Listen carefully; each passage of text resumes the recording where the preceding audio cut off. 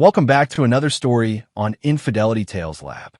Before we begin, tell us, where in the world are you watching from? Now, let's dive into today's story. Chapter 1. The Golden Standard. The crystal ballroom of the Riverside Country Club had never looked more elegant. Crystal chandeliers cast warm light over tables draped in white linen, while servers in crisp uniforms moved between guests carrying champagne flutes and hors d'oeuvres. Tonight was Raymond Golden's retirement party, a celebration of 43 years building Golden Construction from a two-man operation into one of the state's largest commercial contractors. Corey Golden adjusted his navy suit jacket and surveyed the crowd of 300 guests. Mayors, city council members, fellow contractors, and longtime employees filled the room, all here to honor his father.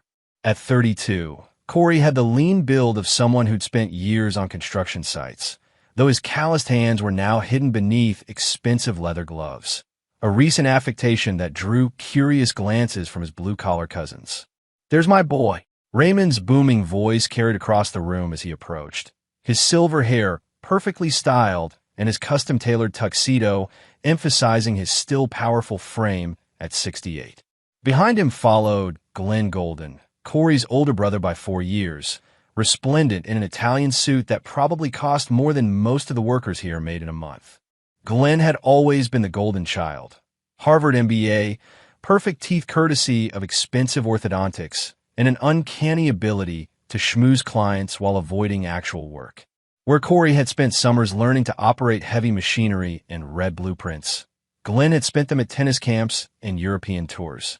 "Dad, this is incredible," Glenn said, gesturing at the elaborate decorations. The company really outdid itself. Raymond beamed with pride. Nothing but the best for this night. 43 years of blood, sweat, and concrete deserve a proper send-off. Corey nodded politely, though he noticed his father's eyes barely lingered on him before returning to Glenn. It had always been this way. Glenn was the heir apparent, the one groomed for leadership, while Corey was expected to remain the muscle, the one who got his hands dirty so his brother could keep his clean. "Speaking of the company," Raymond continued, his voice taking on a more serious tone, "I suppose now's as good a time as any to make the announcement everyone's been waiting for." A hush fell over nearby tables as word spread that something important was about to happen. Raymond moved toward the small stage at the front of the room, with Glenn and Corey following. The conversation gradually died as all eyes turned to the patriarch of the Golden family. "Ladies and gentlemen," Raymond began, his voice carrying easily through the microphone, "thank you all for being here tonight. Golden Construction has been my life's work, built from nothing into something I hope you'll all agree is pretty special." Applause rippled through the crowd. Corey caught sight of Warren Trevino near the back of the room, a tall, distinguished man in his 50s who'd been one of their biggest investors for the past decade. Warren caught his eye and gave an almost imperceptible nod. "But every empire needs an emperor," Raymond continued, "and I'm too old and too tired to keep wearing the crown. That's why I'm pleased to announce that effective immediately, my son Glenn will be taking over as CEO of Golden Construction." The applause was thunderous. Glenn stepped forward, his perfect smile gleaming as he shook his father's hand and accepted a symbolic set of golden keys, the keys to the company vehicle fleet, but more importantly, the keys to the kingdom. "Thank you, Dad," Glenn said into the microphone. "I promise to honor the golden legacy and take this company to heights you never imagined." More applause. Corey clapped along with everyone else, his expression carefully neutral. He'd known this moment was coming for years, but it still stung to see it made official in such a public way. "And of course," Raymond said, his voice taking on a slightly different tone, "I haven't forgotten my other son." The crowd quieted again as Raymond disappeared behind the stage for a moment, returning with a battered metal lunchbox. The green paint was chipped and faded, rust spots visible around the hinges, and the Mickey Mouse decal on the front was peeling at the edges. "Corey," Raymond said, his smile not quite reaching his eyes, "this is all your blue-collar mind can handle." The words hit like a physical blow. A few guests chuckled uncomfortably, unsure whether this was meant to be humorous or cruel. Glenn's laugh was louder than necessary, echoing through the suddenly tense atmosphere. Corey stepped forward and took the lunchbox without a word. The metal was cool in his hands, familiar. It had been his grandfather's, used every day for 30 years at the steel mill before being passed down. His father had just turned a family heirloom into a public humiliation. "I appreciate the reminder of where we came from, Dad," Corey said quietly into the microphone, his voice steady despite the rage building in his chest. "Grandpa always said this lunchbox fed a family and built character. I'll treasure it." He stepped back from the microphone, ignoring the mixed reactions from the crowd. Some seemed moved by his gracious response. Others appeared uncomfortable with the obvious slight. Glenn was still smirking, clearly enjoying his brother's diminished status. The party continued, but the energy had shifted. Corey mingled politely, accepting condolences and awkward congratulations in equal measure. Several longtime employees approached him with obvious sympathy, while others seemed eager to curry favor with Glenn's new position. "That was unnecessary," said a familiar voice behind him. Corey turned to find Warren Trevino approaching with 2 glasses of whiskey. "Thanks," Corey said, accepting the drink, "though I suppose I should get used to it. The new regime starts tomorrow." Warren studied him carefully. "Tomorrow's going to be an interesting day." "How so?" "You'll see." Warren's smile was cryptic. "Just make sure you're at the office bright and early. 9 a.m. sharp." Before Corey could ask what he meant, Warren had melted back into the crowd, leaving him alone with his thoughts and his rusty lunchbox. Chapter 2. The Inheritance. The next morning dawned gray and cold, matching Corey's mood as he drove toward the Golden Construction headquarters. The 3-story building sat on 10 acres of prime real estate, surrounded by equipment yards filled with excavators, bulldozers, and concrete mixers. His grandfather had started the company in a rented garage. His father had built this empire, and now Glenn would inherit it all. Corey parked his pickup truck in the employee lot, deliberately avoiding the executive spaces near the front entrance. The lunchbox sat on his passenger's seat, and on impulse, he grabbed it before heading inside. If his father wanted to make a symbol of it, he'd play along. The reception area buzzed with nervous energy. News of Glenn's promotion had already spread, and employees were clearly adjusting to the new reality. Celia Baxter, the longtime receptionist, gave Corey a sympathetic smile. "Morning, Corey. How are you holding up?" "I'm fine, Celia. Is Glenn in yet?" "Got here an hour ago. Been making phone calls in his office." Corey nodded and headed toward the elevator. The executive floor felt different somehow, charged with anticipation and uncertainty. Glenn's voice carried from the corner office, animated and confident as he spoke to someone on the phone about new directions and efficiency improvements. Corey settled into his own smaller office and tried to focus on the Henderson Project blueprints spread across his desk. The downtown hotel renovation was one of their biggest contracts, and someone needed to maintain focus on the actual work while Glenn played CEO. Around 8:45, the building's energy shifted again. Conversations in the hallway grew hushed, and Corey could hear elevator doors opening and closing more frequently than usual. Something was happening. At exactly 9 a.m., Celia's voice crackled over the intercom. "All senior staff to the main conference room immediately." All senior staff to the main conference room. Corey grabbed his coffee and headed down the hall, finding the conference room packed with department heads, project managers, and senior administrators. Glenn stood at the head of the long table, looking every inch the new CEO in his charcoal suit and red power tie. Their father sat to his right, still radiating authority despite his supposed retirement. "Thank you all for coming," Glenn began. "I wanted to address everyone first thing this morning about the transition and my vision for Golden Construction's future." He launched into a polished speech about innovation, market expansion, and maximizing shareholder value. Corey half listened, his attention drawn to the activity outside the conference room's glass walls. Several men in expensive suits were gathering in the reception area, led by Warren Trevino. "The construction industry is changing," Glenn continued, "and we need to change with it. That means making some difficult decisions about personnel and—" The conference room door opened, interrupting Glenn mid-sentence. Warren Trevino entered, followed by three other men Corey didn't recognize. All wore the confident bearing of successful businessmen, their presence immediately commanding attention. "I'm sorry," Glenn said, his composure slipping slightly, "but this is a private company meeting." "Actually," Warren replied, his voice calm but carrying an edge of authority, "I think we need to talk. All of us." Raymond stood slowly, his face puzzled. "Warren, what's this about? If you want to discuss the Meridian project, we could have scheduled." "This isn't about Meridian," Warren interrupted. "This is about the future of Golden Construction and some long overdue truths." The room fell silent. Glenn's confidence was visibly wavering as he tried to regain control of the situation. "I don't understand," Glenn said. "We can discuss any concerns you have, but right now I'm conducting a meeting with my staff." "Your staff?" Warren's eyebrows rose. "That's interesting, because according to my records, you don't actually have any staff." The silence stretched taut. Raymond's face was turning red, either from confusion or anger. "What the hell are you talking about?" Raymond demanded. Warren reached into his briefcase and withdrew a thick folder. "I'm talking about the fact that as of 6 months ago, Golden Construction has been a wholly owned subsidiary of Trevino Holdings." "Which means," he turned to look directly at Corey, "you've all been working for my boss."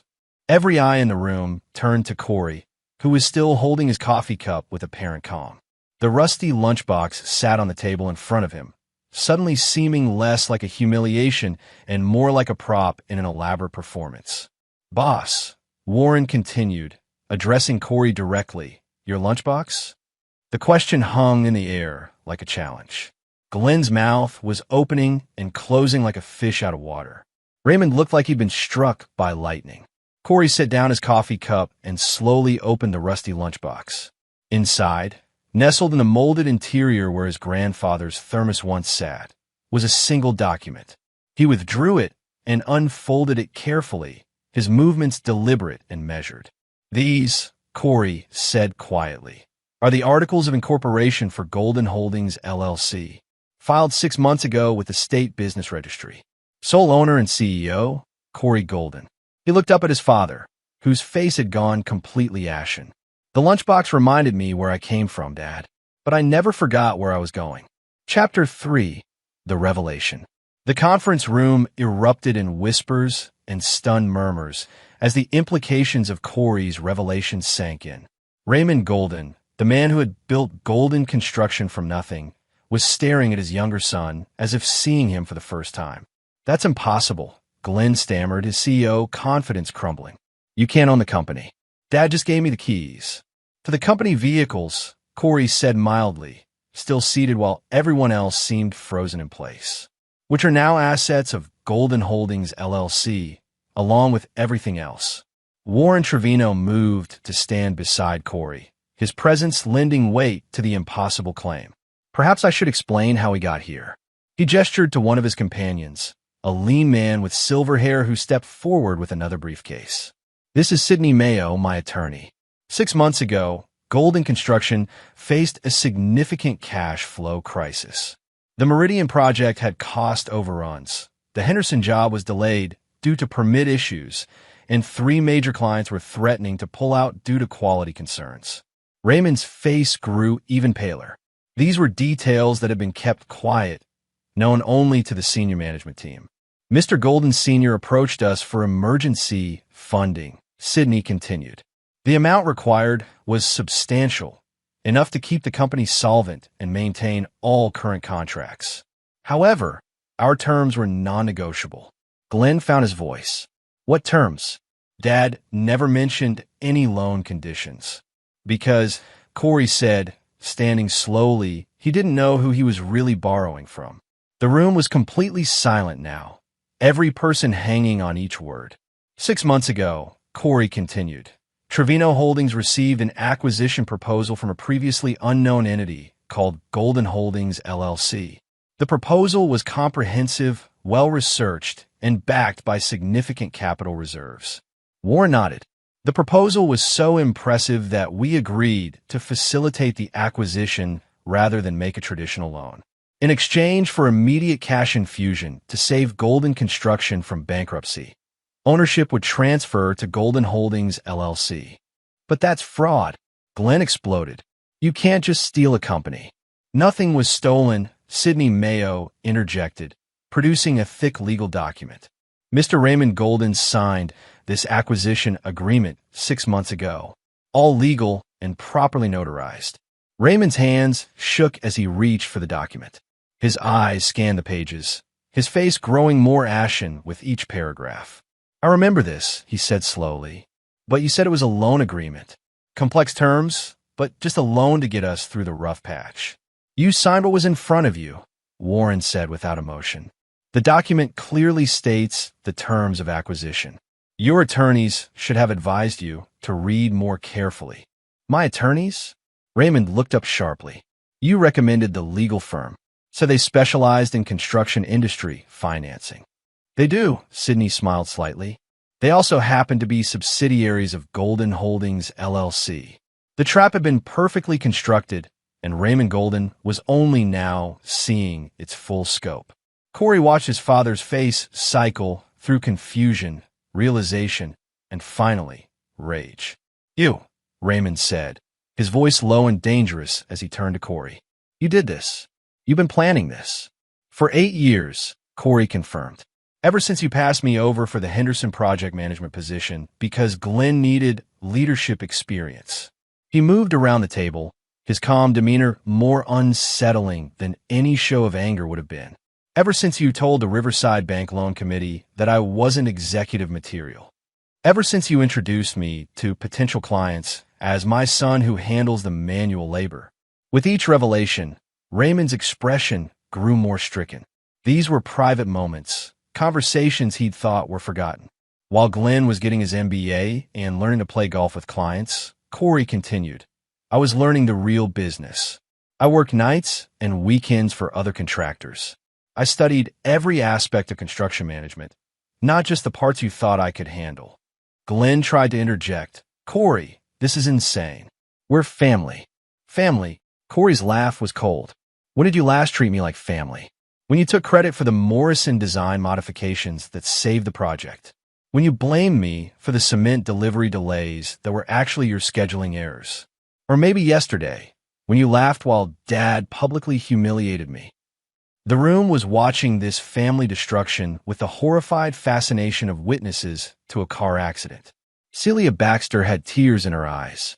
Several of the project managers who had worked closely with Corey over the years were nodding slightly, recognizing the truth in his words.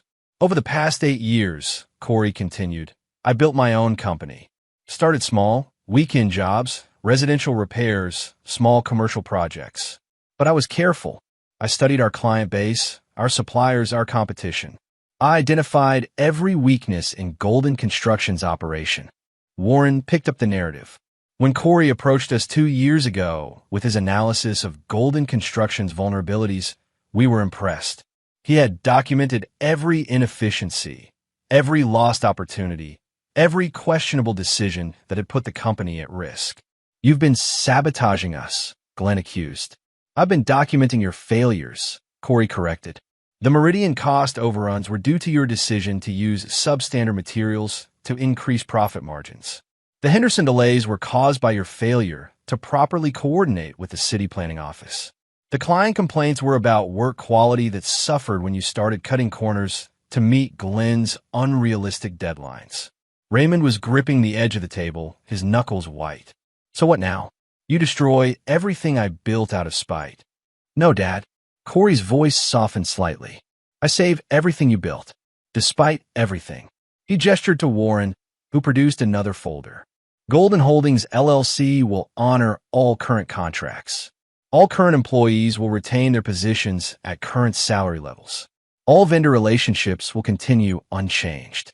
The only thing that changes is management structure. And what about us? Glenn demanded. Corey looked at his brother for a long moment. You have 2 choices. You can stay on as a project coordinator under my supervision, learning the business from the ground up the way I did. Or you can leave with a severance package and try to build something of your own. And me? Raymond asked quietly. You built something remarkable, Dad. I want you to stay on as a consultant. Your knowledge and relationships are valuable. But the days of playing favorites and dismissing people based on their perceived social class are over. The old man looked around the room at the faces staring back at him, some sympathetic, others calculating, all waiting to see how he would respond to his world being turned upside down. "The lunchbox," he said finally. "You planned that too." Corey picked up the rusty metal box, running his fingers over its battered surface. Grandpa carried this every day for 30 years. He fed a family and built character, just like I said. But he also built something more important. He built respect. He earned it by showing up, doing the work, and treating people fairly. He looked directly at his father. "That's what I've been doing for 8 years while you and Glenn were playing executive. And now, finally, I get to build something worthy of this lunchbox." The room remained silent as the magnitude of the reversal sank in. In less than 24 hours, Corey Golden had gone from the dismissed younger son to the owner of everything his family had built. And from the expressions on faces around the room, it was clear that many of the employees were not entirely surprised by this turn of events. The blue-collar mind his father had dismissed had just outmaneuvered them all. Chapter 4. The Foundation. 3 days after the conference room revelation, Corey sat in what had been his father's office, now redecorated with his grandfather's old desk and several framed photographs of construction sites. The executive chair felt strange beneath him, but he was adapting quickly to his new role. A knock on the door interrupted his review of the quarterly financial reports. "Come in." Celia Baxter entered carrying a steaming cup of coffee and a concerned expression. "Mr. Golden, Corey, there's someone here to see you. She says it's personal." "Who is it?" "Dawn Fitzpatrick.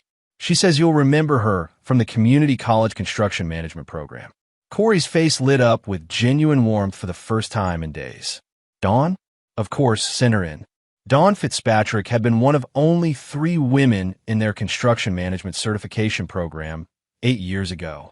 While Corey had been working to prove himself worthy of his family's business, Dawn had been fighting to break into an industry that still viewed women with skepticism.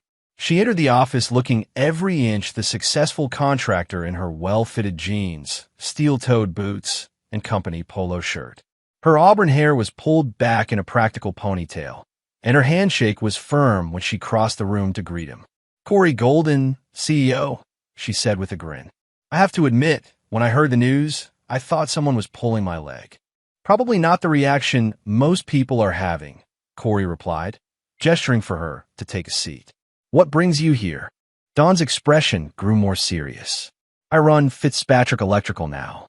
We've been trying to get on Golden Construction's approved contractor list for 3 years. And every time I submitted a bid, it got rejected, usually with some variation of not what we're looking for or doesn't meet company standards. But funny thing, I've been getting contracts with every other major construction company in the region." Corey pulled up the vendor files on his computer, scrolling through the electrical contractor approvals. Dawn's company had indeed submitted bids regularly, and each had been rejected despite competitive pricing and excellent references. "Glenn," he said simply, "I figure as much. Man couldn't handle the idea of a woman running electrical work on his projects. Too bad for him. We've built a solid reputation while he was playing old boys club." "What's your capacity?" Dawn leaned forward, her business instincts sharpening. "Depends on the project. We can handle most commercial electrical work in-house, and I have relationships with other trades for larger jobs." "Why?" "Because I'm about to clean house, and I need contractors I can trust." Corey turned his monitor so she could see the current project list. Henderson project needs electrical work that's 6 weeks behind schedule. The Morrison renovation has had 3 different electrical subs, and none of them can work with the architect's specifications. "I know both those projects," Dawn said, studying the screen. "Morrison's the old bank building downtown? That's a challenging retrofit, but doable if you know what you're doing. When can you start?" "Tomorrow, if you need me to." They spent the next hour going over project specifications and contract terms. Dawn's knowledge was impressive, her pricing fair, and her enthusiasm evident. By the time she left, Corey had authorized her company for 3 major projects. As afternoon turned to evening, Corey found himself alone in the building except for the security guard. The silence was broken by footsteps in the hallway, and Glenn appeared in the doorway, looking haggard and defeated. "Can we talk?" Glenn asked. "Of course. Sit down." Glenn slumped into the chair Dawn had vacated earlier, running his hands through his perfect hair. "I've been thinking about what you said, about staying on as a project coordinator. And I don't know if I can do it. Taking orders from my little brother, starting over at the bottom. It's humiliating." Corey studied his brother's face, seeing genuine vulnerability for the first time in years. "Do you know why I really did this, Glenn? Because you hated us? Because I love this company." Corey leaned back in his chair. Grandpa started Golden Construction because he believed hard work and fair dealing would build something lasting. Dad turned it into a real business, created jobs for hundreds of people. But somewhere along the way, it stopped being about the work and started being about the status. Glenn looked up. "I thought I was doing what Dad wanted." "You were. But Dad was wrong about what this business really needs." Corey pulled out a photo from his desk drawer, a black and white image of his grandfather standing next to the company's first truck. That man built this company with his hands and his reputation. Every worker respected him because he never asked them to do anything he wouldn't do himself. "I never learned how to do the actual work," Glenn admitted. "Dad always said that was beneath me." "It's not too late. Stay on, learn the business from the ground up. In 5 years, you could be running operations as someone who actually understands construction instead of just managing it." Glenn was quiet for a long moment. "What about Dad? What about him? He's not handling this well. He's been drinking more, staying in his study. I think he's ashamed." Corey felt a pang of sympathy despite everything. He built something remarkable. "I'm not trying to destroy his legacy. I'm trying to save it." He sees it as betrayal. Maybe it was. But sometimes betrayal and salvation look the same from different angles. Glenn stood slowly. "I'll think about your offer, but I need time to figure out who I am without the title and the corner office." After Glenn left, Corey remained in the office until well past midnight, reviewing personnel files and project reports. The company his father had built was impressive, but it was also fragile. Too many contracts had been won through relationships rather than competitive bidding. Too many employees had been promoted based on loyalty rather than competence. Too many corners had been cut in pursuit of quick profits. The work ahead would be challenging, but for the first time in years, Corey felt like he was exactly where he belonged. The rusty lunchbox sat on his desk, a reminder that success built on solid foundations would always outlast success built on shifting sand. His phone buzzed with a text message from Warren Trevino. "Board meeting tomorrow at 10 a.m. Time to discuss the future." Corey smiled slightly. The foundation was set.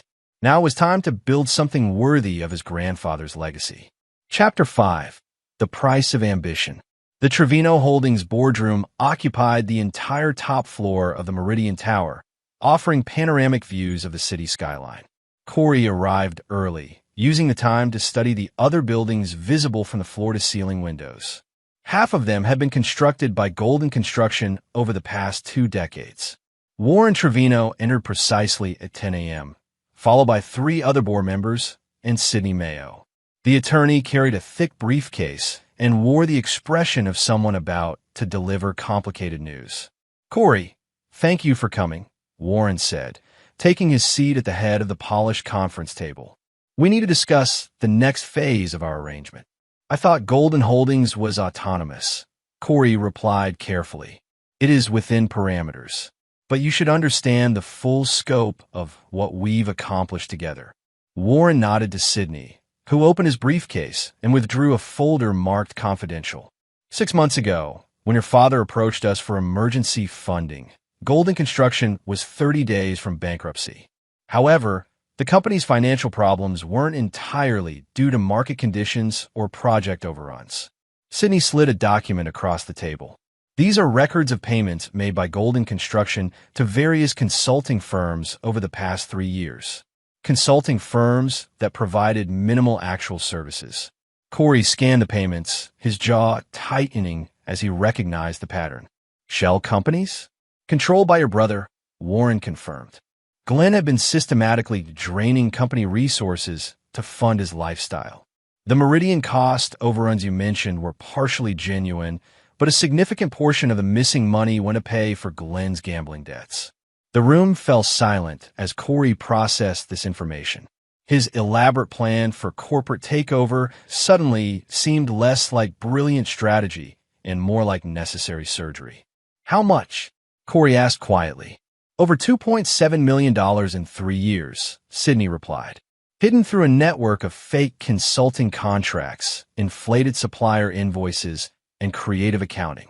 Dad knew. We don't believe so. Your father was focused on the big picture, major contracts and client relationships. He trusted Glenn to handle the operational details. Warren leaned forward. This is why our acquisition terms were so specific. We weren't just buying a construction company. We were preventing a criminal enterprise from destroying itself. What kind of gambling debts? High-stakes poker games, sports betting, some casino markers. Glenn had gotten involved with some very dangerous people who weren't interested in hearing about cash flow problems. Corey felt the pieces clicking into place. His brother's increasingly erratic behavior, the pressure for quick project completions, the corner cutting that had damaged their reputation. It all made sense now. Are these people still a threat? They were paid off as part of our agreement. Consider it a business expense. And Glenn knows, Warren's smile was cold. He knows we have the documentation. He also knows that his cooperation with the transition was non-negotiable. Corey sat back in his chair, reevaluating everything he thought he understood about the situation.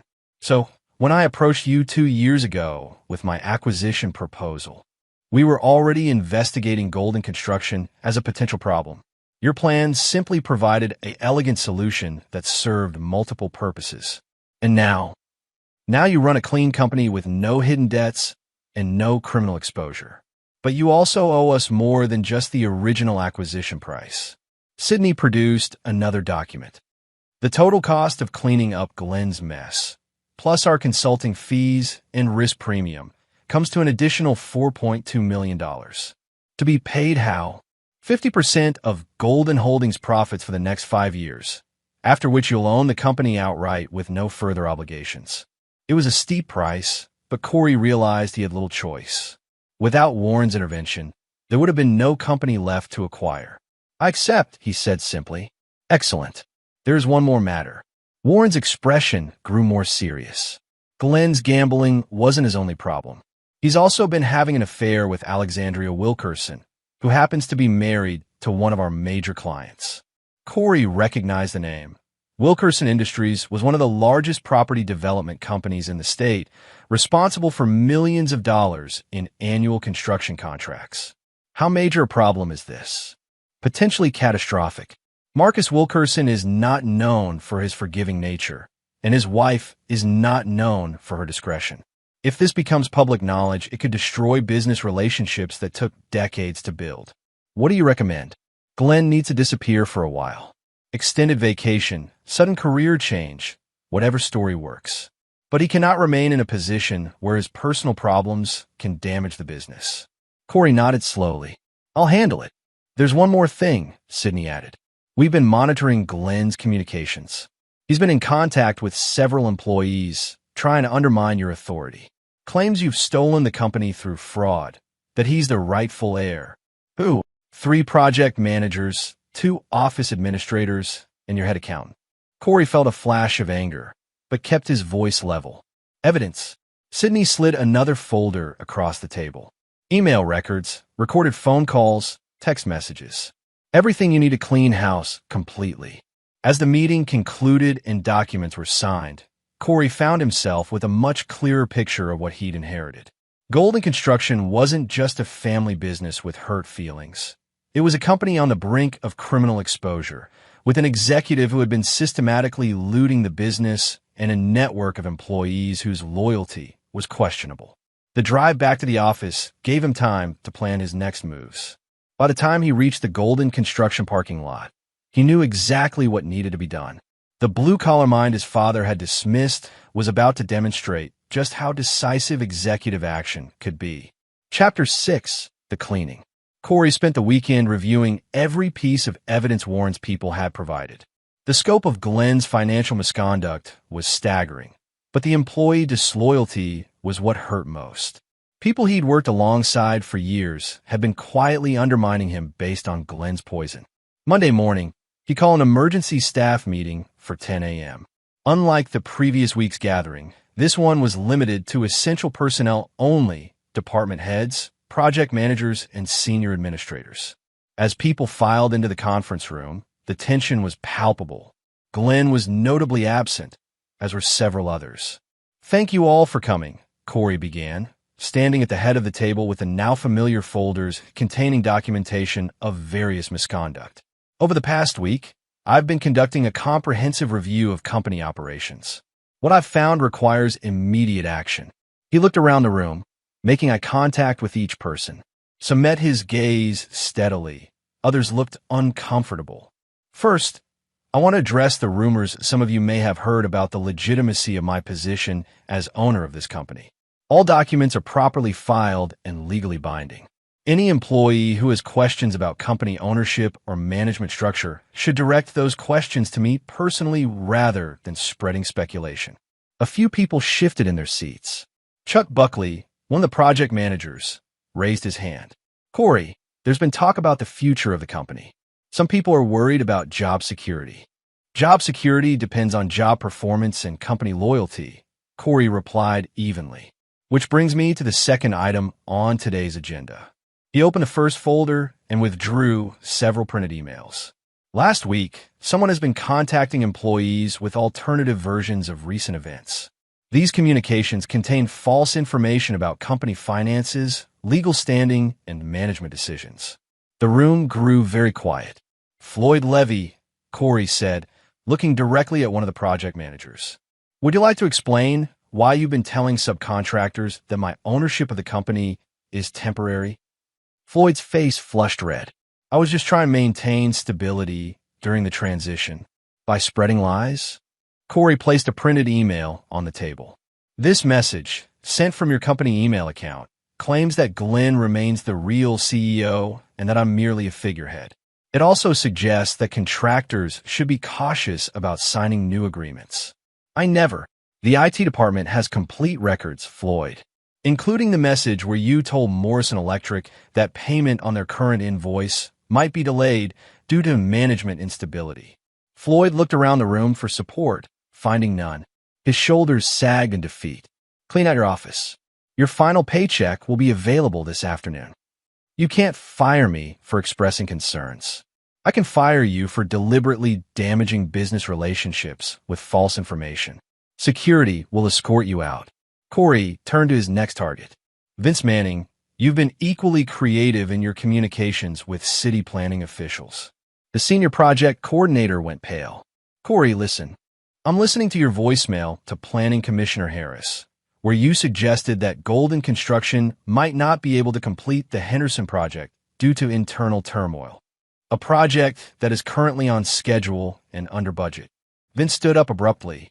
"This is a witch hunt. This is accountability. Clean out your office." "Two down, one to go." "Jan Schroeder," Corey said, addressing the head accountant who had been with the company for 15 years. "Your situation is the most disappointing." Jan's face was ashen. She had always been one of Corey's most trusted colleagues. "You've been providing Glenn with confidential financial information for the past 6 months. Information he's been using to undermine confidence in company stability. He said he needed it for the transition planning. He used it to try to convince clients and employees that I was financially unqualified to run the company." Corey placed another document on the table. "This analysis, prepared by you at Glenn's request, projects business failure within 6 months under my leadership. It's based on deliberately pessimistic assumptions and excludes positive indicators." Jan was crying now. "Corey, please. I got kids, a mortgage. I can't lose this job. You should have thought about that before you decided to participate in corporate sabotage. I'll make it right. I'll tell everyone the truth about Glenn's financial problems." Corey paused. "What do you know about Glenn's financial problems?" "The consulting payments. The fake invoices. I helped him set up some of the accounts." Jan's voice was barely above a whisper. "He said it was temporary, just to get through a rough patch." The room was completely silent now. Even the remaining employees who had been loyal to Corey looked shocked by this revelation. You've been helping my brother embezzle from the company? Jan nodded miserably. He said your father knew. Said it was just advance compensation for future performance bonuses. Corey felt a cold rage building in his chest, but his voice remained steady. How much do you know about his gambling debts? Gambling debts. Jan looked genuinely confused. Never mind. Clean out your office. Consider yourself fortunate that I'm not pursuing criminal charges. As the three disgraced employees left the room under security escort, Corey addressed the remaining staff. Let me be absolutely clear about expectations going forward. This company will operate with complete transparency and accountability.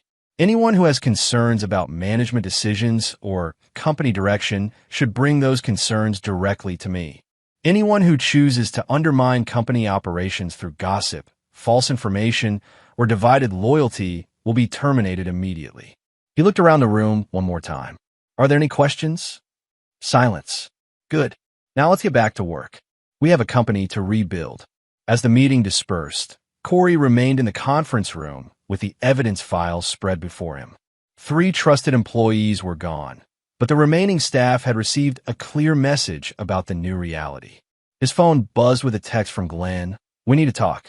Now, Corey replied, my office. 1 hour. It was time for the final confrontation with his brother. The cleaning was almost complete. Chapter 7. The Confrontation. Glenn arrived at the office looking like he hadn't slept in days. His usually perfect appearance was disheveled. Wrinkled shirt, unshaven face, and bloodshot eyes that spoke of too much alcohol and too little rest. He slumped in a chair across from Corey's desk without being invited. You destroyed me, Glenn said, his voice hoarse. 3 people fired because they were loyal to me. 3 people fired because they were disloyal to the company, Corey corrected. There's a difference. Is there? Glenn's laugh was bitter. You've systematically eliminated everyone who might question your hostile takeover. Corey opened the folder containing evidence of Glenn's financial misconduct and slid it across the desk. Read. Glenn's face went through a series of expressions as he scanned the documents. Confusion, recognition, and finally, defeat. How long have you known? Warren's people provided the evidence last week, but I suspected something was wrong for months. The project delays, the cash flow problems, your increasing desperation to close deals quickly. Glenn closed the folder and leaned back in his chair. So what now? You turn me over to the police. That depends on you. What do you want? Corey pulled out another document, a plane ticket and passport. There's a construction project in New Zealand that needs someone with your education and language skills. It's a 2-year contract, good pay, and far enough away from here that your personal problems won't follow you. Glenn stared at the ticket. You're exiling me. I'm giving you a chance to start over. Clean slate, no criminal charges, and a reference letter that focuses on your strengths rather than your mistakes. And if I refuse, then we discuss your embezzlement with the district attorney, along with your gambling debts, your affair with Alexandria Wilkerson, and your attempts to sabotage the company after the ownership transfer. Glenn picked up the plane ticket, studying the departure date. Tomorrow. The plane leaves at 6 p.m. I'll drive you to the airport myself. What about Alexandria? That's between you and her. But Marcus Wilkerson can never find out about the affair, and you can never contact her again. Ever. Glenn nodded slowly. And Dad doesn't know about the money you stole. As far as he's concerned, you're taking an overseas opportunity to gain international experience. You're protecting him. I'm protecting the family name. There's a difference. They sat in silence for several minutes, the weight of destroyed relationships and lost futures hanging between them. I didn't mean for it to get so bad, Glenn finally said. It started with just a few thousand to cover poker losses. I thought I could pay it back before anyone noticed. But you couldn't stop gambling. The games were how I made business connections. High-stakes poker with developers and city officials. I won more contracts at those tables than I ever did in boardrooms, and lost more money than those contracts were worth. Glenn nodded miserably. When the debts got bigger, the games got bigger. I thought one good night would fix everything. Instead, you nearly destroyed everything Grandpa and Dad built. I know. Glenn's voice was barely audible. I know what I am. Corey felt a moment of sympathy for his brother, but it passed quickly. Glenn's self-pity wouldn't repair the damage he'd caused or restore the trust he'd betrayed. "There's something else you need to know," Corey said. "Mom called this morning. She wants to have lunch tomorrow before your business trip to New Zealand." Glenn winced. Their mother had always been his strongest supporter, blind to his faults and quick to make excuses for his failures. "What did you tell her?" "The truth. That you're taking on an international project to expand your experience base. She's proud of you for being so ambitious. And Dad is struggling with everything that's happened. But he'll adapt. He's tougher than you think." Glenn stood slowly, the plane ticket clutched in his hand. "Will you tell him someday? About the money? Maybe, when he's strong enough to handle it. And will you forgive me?" Corey considered the question seriously. "I don't know. Ask me in 2 years when you come back." "If I come back, you'll come back. Running away isn't a solution. It's just a pause. Eventually, you'll have to face what you've done and decide who you want to be." Glenn moved toward the door, then stopped. "The company will be better without me." "Yes, it will. You're going to succeed, aren't you? Really succeed, not just manage decline. That's the plan." Glenn nodded one final time and left the office. Corey watched through his window as his brother walked across the parking lot to his car, looking smaller and older than his 36 years. 24 hours later, Corey stood in the airport departure lounge, watching Glenn's plane taxi toward the runway. They hadn't spoken much during the drive. There was nothing left to say. Glenn had hugged their mother goodbye, shaken their father's hand, and promised to call when he reached Auckland. As the plane disappeared into the cloudy sky, Corey felt a complex mixture of relief and sadness. The immediate threat to the company was eliminated, but at the cost of his family's unity. Glenn was gone, their father was barely speaking to him, and their mother was confused by the family tension she couldn't understand. His phone buzzed with a text from Don Fitzpatrick. "Morrison Electrical work complete. Under budget and ahead of schedule. Ready for the next challenge." Corey smiled slightly. Glenn was gone, but the company remained. There was work to do. Chapter 8. The Reckoning. 3 months after Glenn's departure, Golden Construction was operating with an efficiency that surprised even Corey. The Morrison project had finished 2 weeks early and significantly under budget, thanks largely to Don Fitzpatrick's electrical work and a new approach to subcontractor management. The Henderson Hotel renovation was proceeding smoothly, and 2 new major contracts had been signed. But success in business hadn't translated to peace at home. Raymond Golden sat in his study most evenings now, nursing whiskey and staring at old photographs of the company's early days. He spoke to Corey only when necessary, their conversations limited to brief exchanges about business matters. The man who had once commanded every room he entered now seemed diminished, age beyond his years. On a rainy Thursday evening, Corey finally decided to address the elephant in the room. He found his father in the study, as expected, with a half-empty glass and a photo album open to pictures from Glenn's college graduation. "Dad, we need to talk." Raymond looked up with bloodshot eyes. "About what?" "About the fact that you haven't spoken to me in 3 months except to argue about vendor contracts. What's to discuss? You got what you wanted. You own the company, you exiled your brother, and you made it clear that my opinion doesn't matter." Corey sat down in the leather chair across from his father's desk. "Your opinion matters, but your resentment is poisoning everything we're trying to build." "Build?" Raymond's laugh was harsh. "You're not building anything. You're just managing the pieces of what I built after you stole it from under me. I saved it from bankruptcy. You could have come to me. We could have worked together to solve the financial problems. Could we?" Corey leaned forward. "When did you ever ask for my input on major decisions? When did you ever treat me as anything more than manual labor with a college degree?" Raymond was silent, his jaw working as he processed the accusation. "The Riverside Bank Loan Committee," Corey continued. "Remember what you told them when they asked about succession planning? You said Glenn was executive material and I was better suited for hands-on work. You said I didn't have the vision to run a major operation. You don't understand the pressure I was under. I understand perfectly. I understand that you looked at your 2 sons and decided one was worthy of respect and the other was useful for heavy lifting. That's not true, isn't it? Corey pulled out his phone and scrolled to a voice recording. This is from a Meridian Project kickoff meeting 2 years ago. Raymond's own voice filled the room. Glenn will handle client relations and overall project coordination. Corey will manage the on-site work and deal with the trade contractors. It's important to match people's skills with appropriate responsibilities. Raymond's face crumpled as he heard his own words. I was trying to use everyone's strengths. You were perpetuating a class system where college degrees mattered more than competence, where appearance mattered more than ability. The room fell silent, except for the rain against the windows and the ticking of the grandfather clock in the corner. Glenn embezzled over $2.5 million from the company, Corey said quietly. Raymond's head snapped up. What? Fake consulting contracts, inflated supplier invoices, creative accounting. He's been stealing from us for 3 years to cover gambling debts. That's impossible. Corey placed the evidence folder on the desk.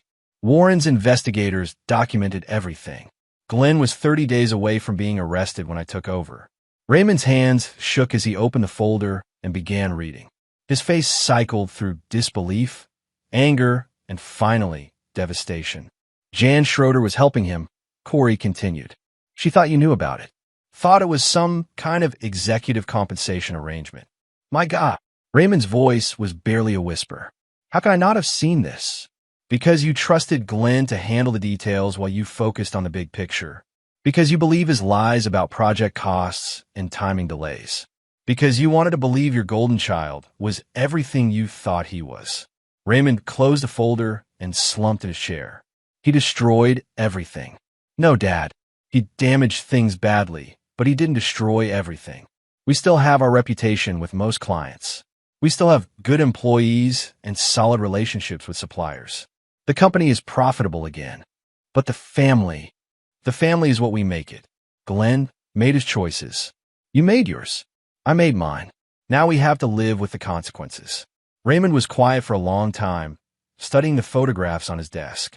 Finally, he looked up at Corey with eyes that seemed clearer than they'd been in months. What do you need from me? I need you to stop grieving for a company that never really existed and start helping me build one that can last another generation. And what about Glenn?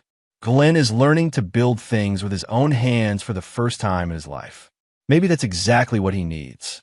Raymond nodded slowly. Your grandfather will be proud of you, not for taking over the company, but for saving it. I hope so. He always said the lunchbox was the most important tool a working man could own. Kept you fed so you could keep working, but also reminded you where you came from. That's why I kept it on my desk. Raymond smiled for the first time in months. Smart move. Nothing wrong with remembering that honest work builds character. And character builds everything else. Father and son sat together in comfortable silence as the rain continued outside. The conversation hadn't solved everything, but it was a beginning. The Golden family was learning to rebuild itself, one honest conversation at a time. Chapter 9. The Legacy. 1 year later, the Golden Construction Company picnic was held at Riverside Park, the same location where the company had celebrated every summer for the past 20 years. But this year felt different. The tensions and uncertainties that had marked previous gatherings were replaced by an atmosphere of genuine celebration and optimism. Corey stood near the grills, flipping burgers alongside several of his project managers, his sleeves rolled up and his tie discarded hours ago. Dawn Fitzpatrick's crew had just finished setting up the sound system, while the kids from various employee families ran through the sprinklers on the adjacent field. Boss, called out Craig Collier, one of the newer hires, the Meridian Project team wants to know if you're planning to give a speech. Do I look like someone who gives speeches? Corey replied, gesturing to his grass-stained jeans and company polo shirt. You look like someone who saved our jobs and built us a company worth working for, said Michelle Greer, the new head accountant who had replaced Jan Schroeder. So yeah, I think you should give a speech. Corey looked around the park at the gathering of employees and their families. A year ago, many of these people had been worried about their job security. Now, they were sharing a celebration of the company's best financial year in its history. All right, he said, wiping his hands on a towel. But keep it short. Someone called for attention, and gradually the crowd gathered around the picnic pavilion. Corey climbed onto a picnic table, feeling slightly ridiculous but understanding the importance of the moment. A year ago, he began, a lot of you were wondering what was going to happen to Golden Construction. New ownership, management changes, some difficult transitions. I know there were concerns about whether we'd maintain our culture and our commitment to quality work. Nods and murmurs of agreement rippled through the crowd. Today, I can tell you that Golden Construction just completed its most profitable year in company history. We've signed contracts worth over $60 million for next year.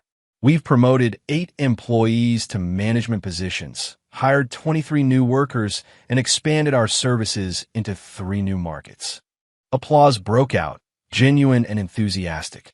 But more importantly, Corey continued, we've proven that a company built on honest work, fair dealing, and mutual respect can compete with anyone.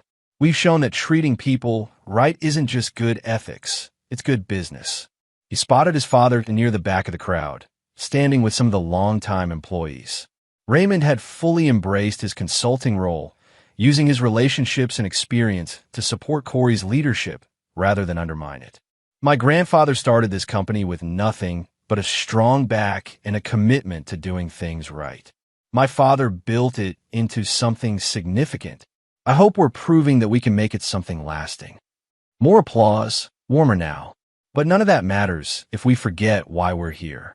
We're not here to get rich or famous. We're here to build things that last, to create jobs that matter, to be the kind of company that people are proud to work for and proud to do business with.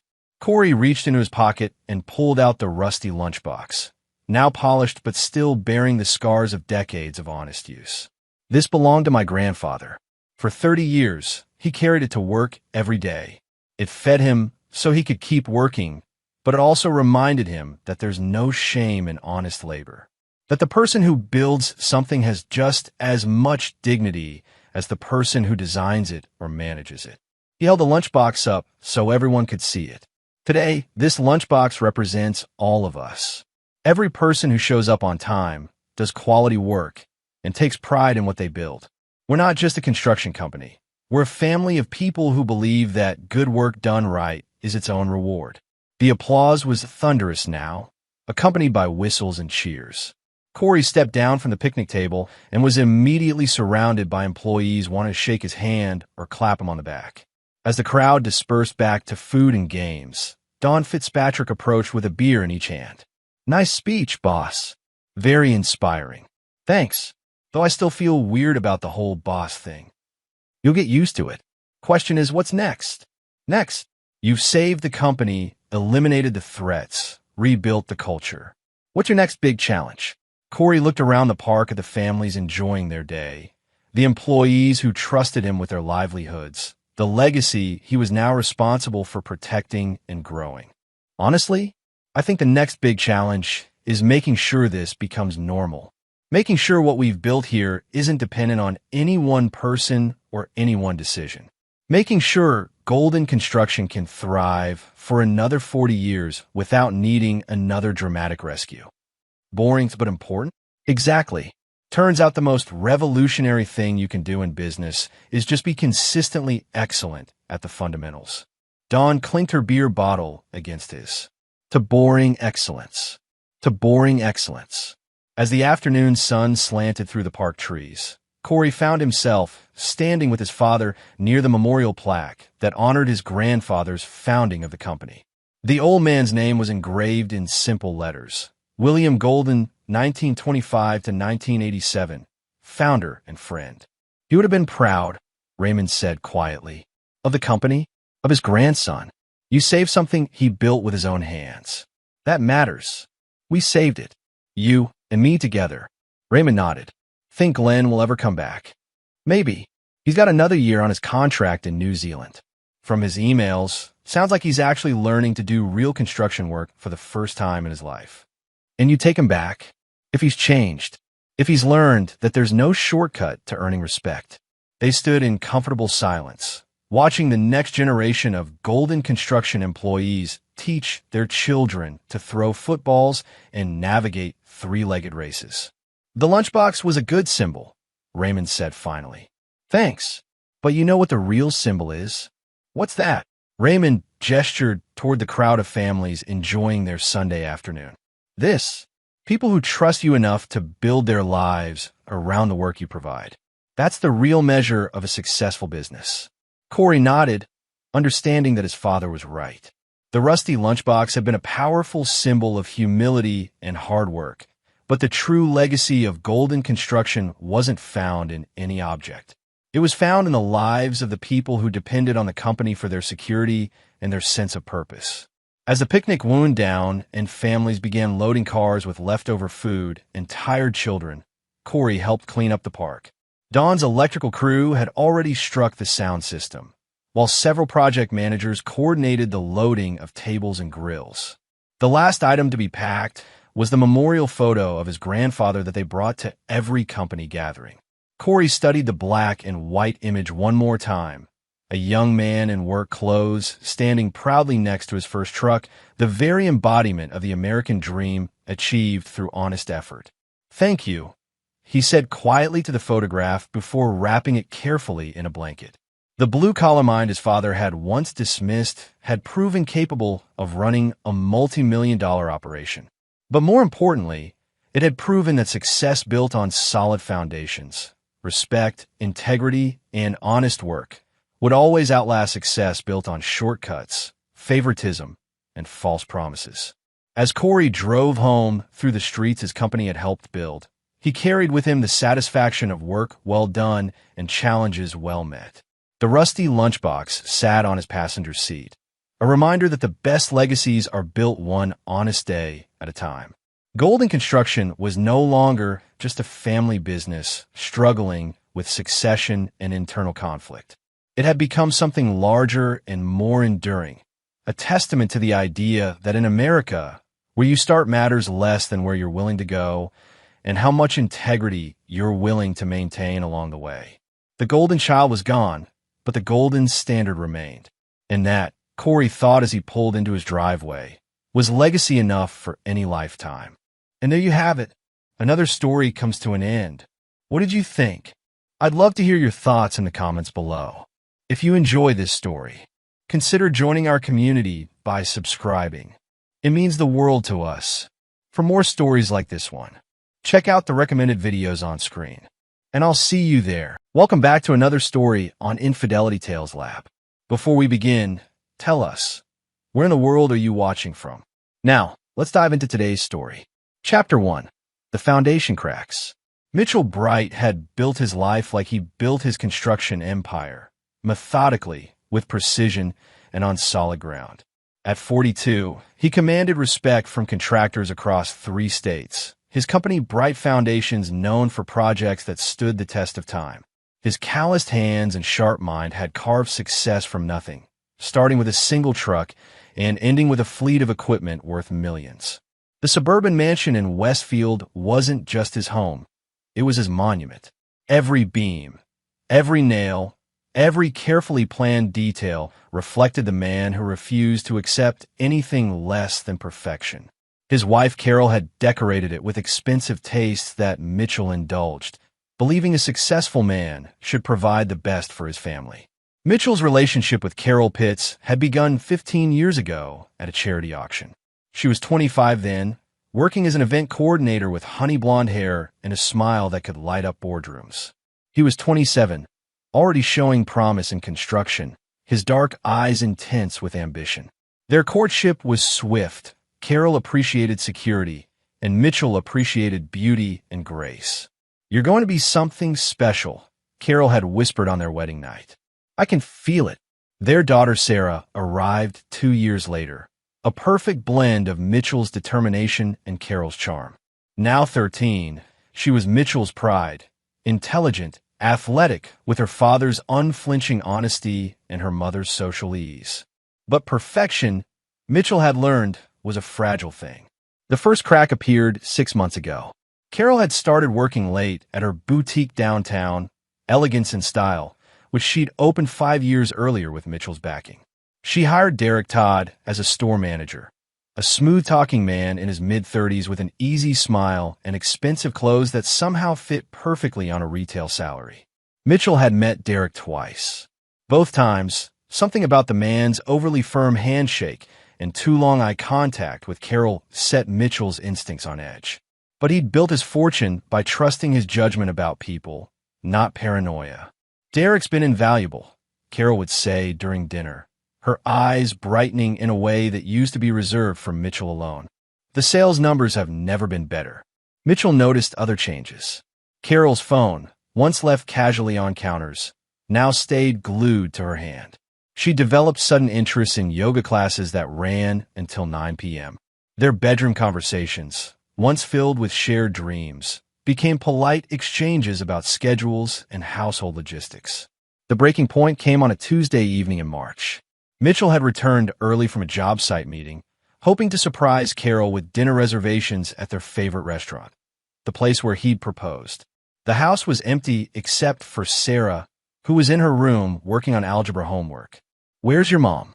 Mitchell asked, loosening his tie. "Store meeting," Sarah replied without looking up from her textbook. She said she'd be really late tonight. Something cold settled in Mitchell's chest.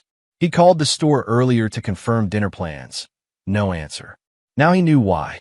Over the next 3 weeks, Mitchell conducted surveillance with the same methodical precision he applied to construction projects. He hired Roger Valencia, a former police detective who now ran a private investigation firm. The photos Roger delivered were crisp, damning evidence. Carol and Derek entering a downtown hotel, leaving Derek's apartment on Tuesday afternoons, sharing intimate dinners at restaurants 50 miles from town. But Mitchell was a strategic man. He didn't confront them immediately. Instead, he began documenting everything: finances, communications, schedules. He discovered Carol had opened a secret credit card, charging expensive gifts that never made it home. Derek, meanwhile, had a history of relationships with married women and a credit report that suggested a man living beyond his means. The game had changed, but Mitchell Bright had always been better at playing the long game than his opponents realized. His investigation revealed that Derek wasn't just pursuing Carol for romance. The man had gambling debts, serious ones. Mitchell's contacts in the construction world had connections everywhere, including people who knew about Derek's weekend poker games that had spiraled into $30,000 losses to very dangerous individuals.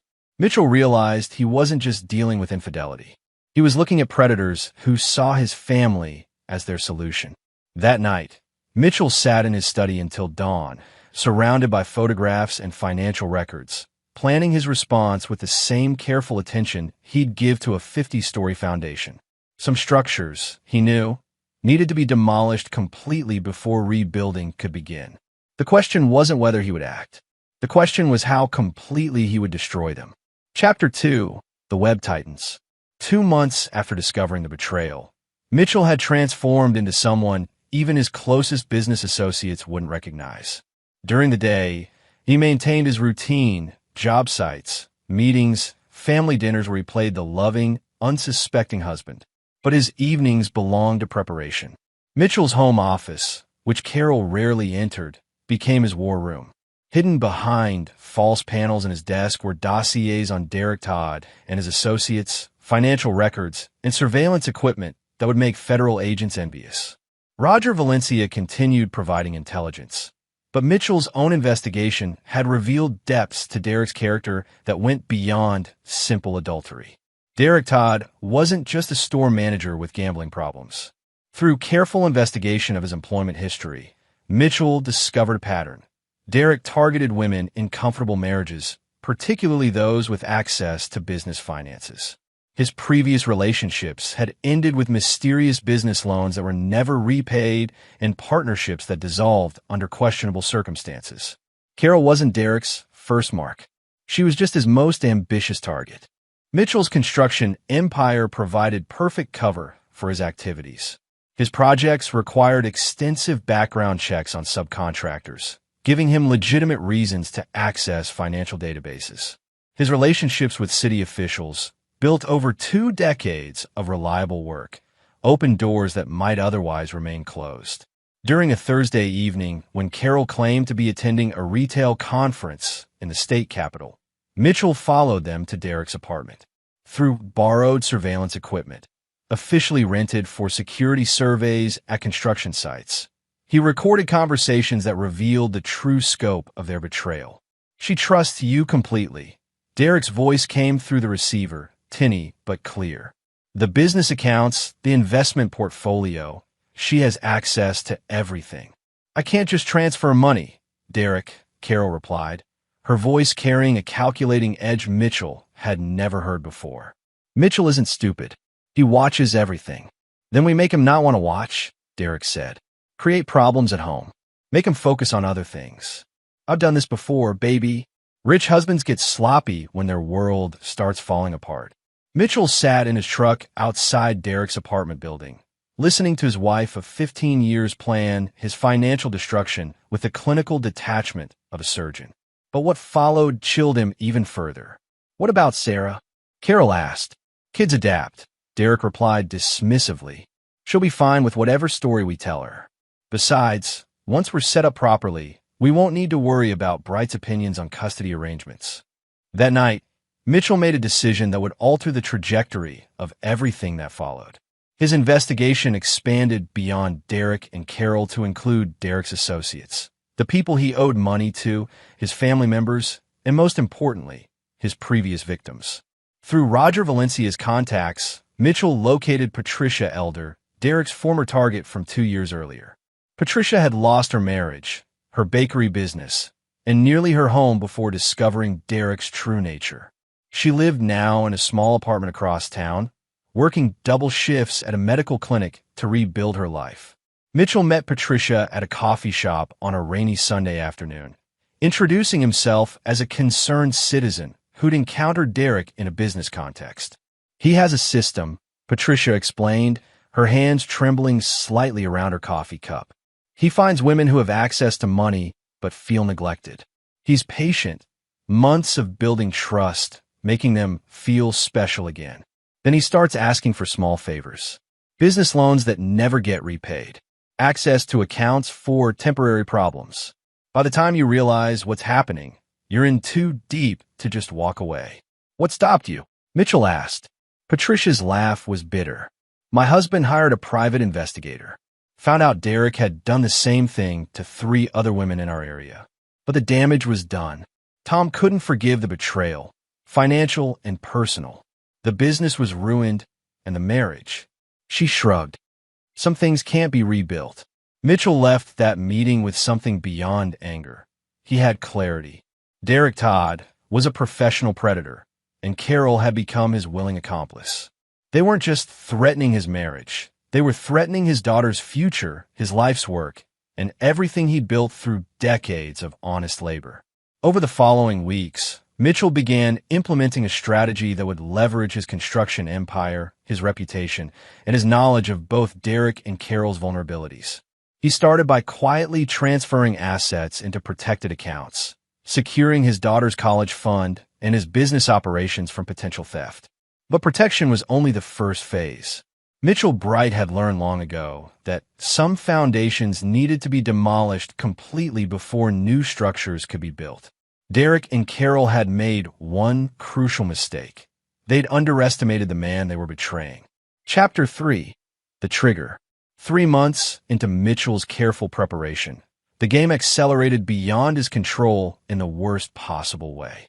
It was a Thursday afternoon when his phone rang with a call that would transform methodical planning into immediate, brutal action. "Mr. Bright, this is Memorial Hospital. Your daughter Sarah has been admitted to the emergency room." Mitchell's world compressed to a single point of white-hot focus. He left his job site immediately, ignoring the shouted questions from his foreman, and drove to the hospital with precision born from years of navigating crisis situations.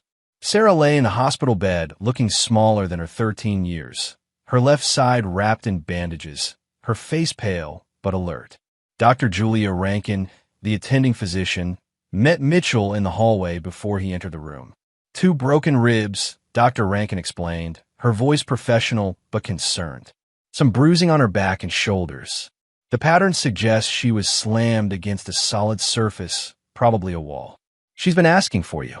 Mitchell entered Sarah's room with the controlled calm that had served him through decades of managing complex projects. But inside, a cold fury was building that went beyond anything he'd felt during months of discovering Carol's betrayal. "Dad," Sarah whispered as he took her hand. Her voice was steady, but Mitchell could see the fear she was trying to hide. "I need to tell you something, and you have to promise not to get mad." "I'm not mad at you, sweetheart. Tell me what happened." Sarah's story emerged in careful pieces. She'd gone to the boutique after school to surprise her mother, wanting to show her an A+ on her science project. The store was officially closed, but she'd seen lights in the back office and used the spare key Carol had given her for emergencies. "Mom was there with Derek," Sarah continued, her voice growing smaller. They were kissing and stuff. "When they saw me, Mom got really upset, but Derek got angry." Mitchell's hands remained gentle on his daughter's, but every muscle in his body was coiling with controlled violence. "Derek grabbed my arm and dragged me to the back room," Sarah said. "He slammed me against the wall and said if I told you what I saw, he'd kill you. He said Mom needed to choose between her old life and her new one, and I was just making things complicated." The final piece of Sarah's account struck Mitchell like a physical blow. "Mom just stood there, Dad. She didn't stop him. She didn't help me. She just kept saying, 'This is all too much. This is too much.'" After Sarah had escaped and called for help from a neighbor, Carol had apparently coached her to claim she'd fallen downstairs at school. The hospital staff had immediately recognized the injuries as assault-related, not accidental trauma. Dr. Rankin later confided to Mitchell that Sarah had initially tried to maintain the false story, but broke down when medical evidence clearly contradicted her account. "She's protecting someone," the doctor had said, "but whoever hurt her needs to face consequences."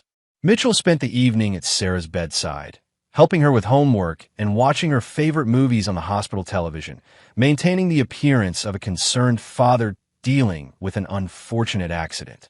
But internally, he was recalibrating every plan. Derek Todd had crossed the line from financial predator to child abuser.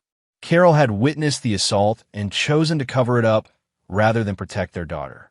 That night, after Sarah fell asleep, Mitchell sat in the hospital chair and made a series of phone calls. He called his lawyer about emergency custody measures. He called Roger Valencia about immediate surveillance of Derek's movements. And he called his brother-in-law Albert Greenwood, who ran a security consulting firm and had connections that operated in legal gray areas. "Albert," Mitchell said quietly into the phone, "I need the kind of help that doesn't leave paperwork trails." "What happened, Mitch?" "Someone hurt Sarah, and they threatened to kill me if she talked." There was a long pause before Albert responded. "I'll be there in 2 hours. Don't do anything until I arrive." But Mitchell had already made his decision. The methodical, legal approach he'd been planning for months was no longer sufficient. Derek Todd had made it personal in a way that demanded immediate, permanent resolution. Carol had made her choice by standing aside while their daughter was assaulted. Now Mitchell would show them both what happened when someone threatened his child. The careful game was over. The war was about to begin. Chapter 4. The Hunt Begins. Albert Greenwood arrived at the hospital at midnight, his appearance as unremarkable as his business required. Average height, forgettable features, and clothes that could blend into any crowd. But Mitchell knew his brother-in-law's background. 10 years in military intelligence followed by 15 years running security consultations for clients who needed problems solved quietly. They met in the hospital parking garage, away from cameras and curious ears. "Tell me everything," Albert said without preamble. Mitchell laid out the full scope of Derek and Carol's betrayal, from the financial planning to Sarah's assault. Albert listened without interruption, his expression growing darker with each detail. "The daughter's safety is priority one," Albert said finally. "Everything else can wait. She's safe here tonight. Hospital security, and I've arranged private protection through your people starting tomorrow." Albert nodded approvingly. "Good. Now, about your problem with Todd. I assume you want this handled permanently?" Mitchell's response came without hesitation. "Derek Todd hurt my daughter and threatened to kill me. Carol helped cover it up. I want them to understand that some actions have consequences that can't be negotiated away."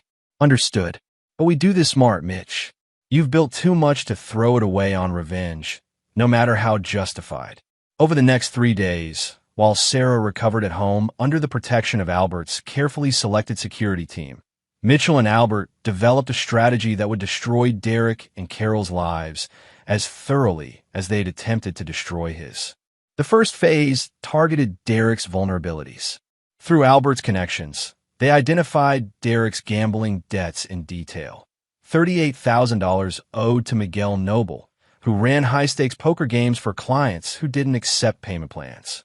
Miguel's collection methods were both effective and permanent. Albert arranged a meeting with Miguel at a construction site Mitchell owned on the outskirts of town. Miguel arrived with two associates, men whose presence suggested they were accustomed to handling problems that required physical solutions. "Your boy Derek Todd owes me money," Miguel said after Albert made introductions. "He's been avoiding my calls. We might be able to help with that," Mitchell replied. "But I need something in return." Miguel listened with interest as Mitchell explained Derek's assault on Sarah and his threats. In Miguel's world, men who hurt children occupied a special category of targets. "You want him scared or you want him gone?" Miguel asked bluntly. "I want him to understand that actions have consequences," Mitchell said carefully. "But I also want it clean. No connections back to my family." Miguel smiled. "Derek's got a payment meeting with me tomorrow night. Maybe he'll have an accident on the way home. Maybe his car breaks down in the wrong neighborhood. These things happen." Phase 2 targeted Carol's support system. Through Roger Valencia's investigation, Mitchell learned that Carol had been planning to leave him for months, moving money into accounts Derek could access and preparing to claim half of Mitchell's construction empire in divorce proceedings. But Carol's planning had a fatal flaw. She trusted Derek completely. And Derek, as Mitchell now knew, was a professional predator whose interest in Carol would evaporate the moment her access to Mitchell's money was threatened. Mitchell decided to accelerate their timeline. Working through Albert's connections, Mitchell arranged for Carol to receive what appeared to be an anonymous tip about Derek's history with other women. Photos of Derek with his previous targets, financial records showing his pattern of relationship-based theft, and testimony from Patricia Elder were compiled into a package that would shatter Carol's illusions about her lover's motives. The package was delivered to the boutique on a Friday afternoon when Derek was away meeting with suppliers. Mitchell watched from his truck across the street as Carol opened the envelope, saw her face go white as she processed the evidence, and then saw her make frantic phone calls that went unanswered. Derek, meanwhile, was dealing with his own crisis. Miguel's payment meeting had gone exactly as planned. Derek now understood that his gambling debts had become the least of his problems. Someone was actively hunting him, and his usual charm wouldn't provide protection. By Sunday evening, both Derek and Carol were in full panic mode, each believing they were under attack from unknown enemies, while unaware that their relationship was being deliberately torn apart from within. Mitchell maintained his facade of concerned husband and father, staying close to Sarah and avoiding any direct contact with Carol's growing paranoia. But he was systematically dismantling the life Carol and Derek had planned to steal from him. The real devastation was yet to come. Chapter 5: The Collapse. By Monday morning, Carol's world was disintegrating faster than she could comprehend. The anonymous package had revealed Derek's history with surgical precision: financial fraud, abandoned women, and most damaging, evidence that he'd been planning the same fate for her from the beginning. Mitchell watched from his study as Carol made increasingly desperate phone calls to Derek, who had disappeared entirely after his meeting with Miguel Noble. What Carol didn't know was that Derek was currently hiding in a motel 40 miles away, nursing a dislocated shoulder and trying to understand why dangerous men were suddenly hunting him. The beauty of Mitchell's strategy was its efficiency. He was using Derek and Carol's own betrayal as the weapon to destroy them. Tuesday afternoon brought the call Mitchell had been expecting. Carol finally reached Derek at his motel hideout, and their conversation, recorded through surveillance equipment Albert's team had placed in Derek's phone, revealed the complete collapse of their partnership. "You used me." Carol's voice came through the speaker in Mitchell's office. "All those women in the files, I was just another mark." "Baby, those files are fake," Derek replied, but his voice carried the desperation of a man whose lies were catching up to him. "Someone's trying to break us up. They want to keep us from being together." "The financial records aren't fake, Derek. The bank statements showing what you stole from Patricia Elder and the others, those are real." There was a long pause before Derek's response revealed his true character. Look, Carol, maybe we should take a break. Things are getting complicated, and I've got some business problems to handle. Business problems? Derek, I left my husband for you. I let you hurt my daughter to protect our secret. And now you want to take a break? Mitchell's grip tightened on his coffee cup. Even facing complete exposure, Carol was more concerned about Derek abandoning her than about the assault on Sarah. Derek's final betrayal was swift and brutal. Your daughter came to the store at the wrong time. That's not my fault. And honestly, Carol, you're not as valuable as you think you are. I can find other opportunities. The line went dead. Carol had been abandoned by her lover and left to face the consequences of their betrayal alone. Wednesday brought Carol's attempt at reconciliation. She appeared in Mitchell's office at the construction company, tears streaming down her face, prepared to confess everything in hopes of salvaging their marriage. Mitchell, I've made terrible mistakes, she began. Derek Todd. He manipulated me, made me believe things about our marriage that weren't true. I want to come home. I want to fix this. Mitchell looked up from his blueprints with the calm expression he'd perfected over months of deception. What about Sarah? Carol's face went white. What do you mean? Sarah's injuries from last week. The assault that put her in the hospital. You were there, Carol. You watched Derek hurt our daughter, and you tried to cover it up. I was scared, Carol whispered. Derek said if I told the truth, he'd hurt you too. I was trying to protect everyone. Mitchell set down his pen and looked at his wife with the cold assessment he might give to a failed building foundation. You protected Derek. You protected your secret. You sacrificed our daughter's safety to maintain your affair. Mitchell, please. No. The single word carried 15 years of marriage and the finality of absolute judgment. You made your choice when you stood by and watched him assault Sarah. Everything after that is just consequences. Carol left his office understanding that their marriage was over, but she didn't yet understand how completely Mitchell intended to destroy the life she tried to steal from him. Thursday evening, Carol's destruction accelerated. Roger Valencia had spent weeks documenting every financial irregularity Carol had created.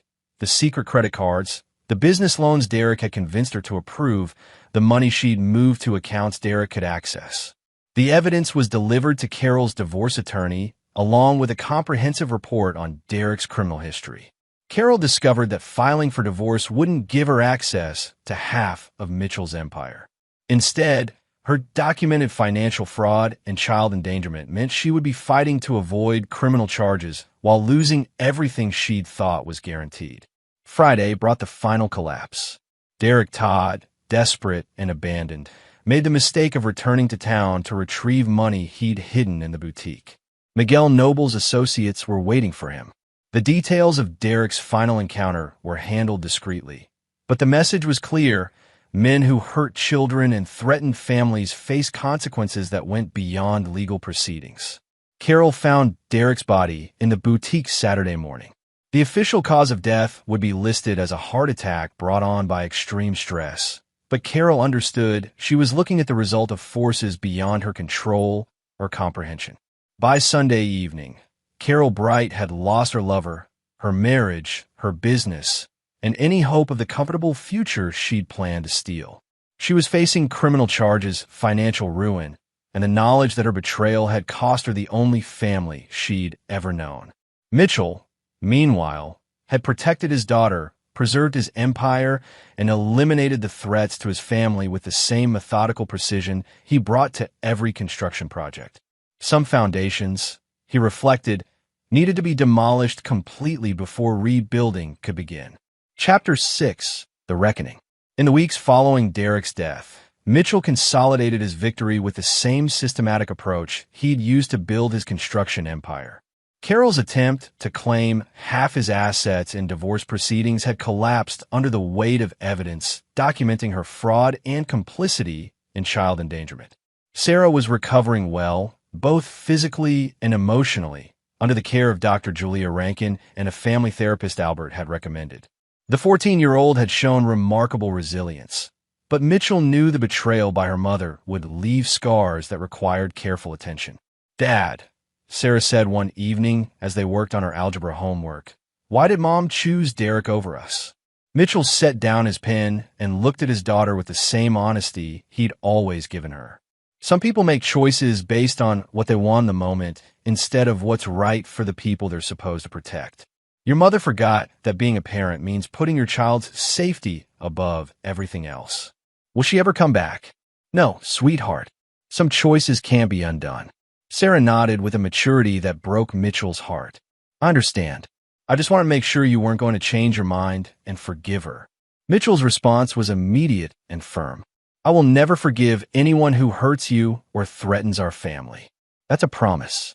Carol's final attempt at reconciliation came through her attorney, offering to confess to fraud charges in exchange for supervised visitation with Sarah. Mitchell's response was delivered by his own legal team. Any attempt to contact Sarah would result in additional criminal charges and civil litigation that would leave Carol with nothing.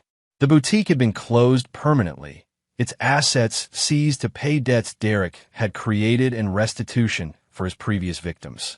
Carol was living in a studio apartment across town, working at a discount retail store for minimum wage while awaiting trial on fraud charges that would likely result in prison time. Mitchell felt no satisfaction in her destruction, only the cold certainty that justice had been served. The investigation into Derek's death had concluded exactly as Albert had predicted.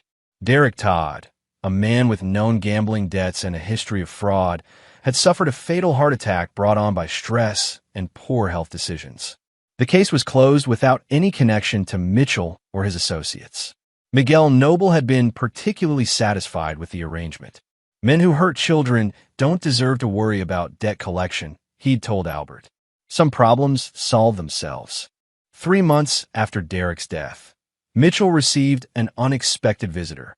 Patricia Elder appeared at his office on a Thursday afternoon, carrying a manila envelope. Mr. Bright, she said, I wanted to thank you for what you did. Mitchell maintained his careful expression. I'm not sure what you mean. Patricia smiled sadly. Derek Todd destroyed my life 2 years ago. When he died, I thought it was just random justice. But then I started hearing rumors about you, about what he'd done to your daughter. I realized someone had made sure he faced consequences for all the women he'd hurt. She placed the envelope on Mitchell's desk. These are copies of financial records Derek stole from me. Evidence I was never able to use because I was too scared to fight him. I thought you might want them, in case anyone ever questions whether Derek Todd got what he deserved. Mitchell accepted the envelope without opening it. What will you do now? Rebuild, Patricia said simply. Just like you're doing. Some of us get second chances because other people make sure predators can't keep hunting. After Patricia left, Mitchell locked the envelope in his safe next to the other evidence of Derek and Carol's betrayal. He would never need the documentation, but its existence was a reminder that some victories required thorough preparation. That evening, Mitchell and Sarah had dinner at their favorite restaurant, the same place where he planned to take Carol on the night he discovered her betrayal. They talked about Sarah's plans for high school, her interest in engineering, and her determination to follow her father's example of building things that lasted. Dad, Sarah said as they shared dessert, do you think Mom ever really loved us? Mitchell considered the question carefully. I think your mother loved the idea of the life we could give her. But real love means protecting the people who matter most, even when it's difficult. Your mother chose the easy path instead of the right path. And Derek was a predator who saw our family as something he could exploit. He never loved anyone. He just used people until they were no longer valuable to him. Sarah nodded thoughtfully. I'm glad they're gone. Mitchell reached across the table and took his daughter's hand. They can't hurt us anymore. That's what matters. As they drove home through the familiar streets of Westfield, past construction sites Mitchell's company had built in neighborhoods where families lived in houses his foundation supported, Mitchell reflected on the choices that had brought him to this moment. He had protected his daughter, preserved his empire, and eliminated threats to his family with the same precision he brought to every important project. Carol and Derek had underestimated the man they tried to destroy, and they'd paid the ultimate price for their betrayal. Some foundations, Mitchell knew, were built to last forever. Others needed to be demolished completely before new construction could begin. The choice between those outcomes always belonged to the people who decided whether to build or destroy. Chapter 7. New Foundations. 6 months after Derek's death, Mitchell's life had settled into a routine that balanced single parenthood with running his construction empire. Sarah was thriving. Her grades had improved, she'd joined the debate team, and she was showing genuine interest in the engineering principles Mitchell explained during their weekend visits to job sites. The foundation is everything, Mitchell told Sarah as they watched his crew pour concrete for a new office complex. If you build it right, everything else can withstand whatever storms come later. Sarah nodded, making notes in the engineering journal Mitchell had given her.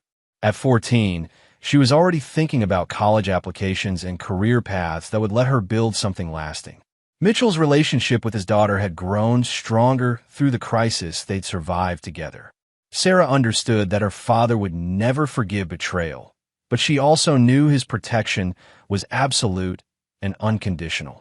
The lesson had shaped her character in ways that would serve her well in life.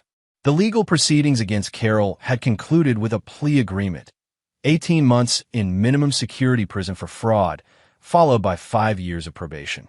She would never again have unsupervised access to Sarah, and her financial obligations for restitution would keep her working low-wage jobs for the foreseeable future.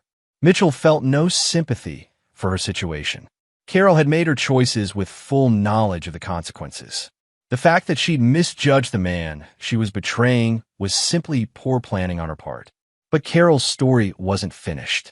On a Tuesday afternoon in October, Roger Valencia called Mitchell with information that threatened to complicate their carefully constructed victory. "Carol's been talking," Roger said without preamble. "She's in county lockup pending transfer to state prison, and she's been telling other inmates about Derek's death. Claims it wasn't natural causes." Mitchell felt the familiar cold focus that had served him through months of planning and execution. "What exactly is she saying?" "She thinks you had Derek killed. She can't prove it, but she's convinced someone murdered him and made it look like a heart attack. The problem is, she's talking to women who have nothing to lose and connections to people who might listen." "Is she a threat?" "Not directly, but if the wrong person decides to investigate Derek's death more carefully, they might find connections we'd prefer stay buried."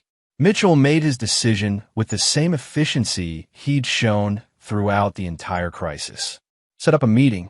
3 days later, Mitchell visited Carol at the county detention center. She looked older than her 37 years. The stress of losing everything had aged her dramatically. When she saw Mitchell through the bulletproof glass, her expression shifted between hope and fear. "You came," she said through the phone receiver. "I came to give you a choice," Mitchell replied.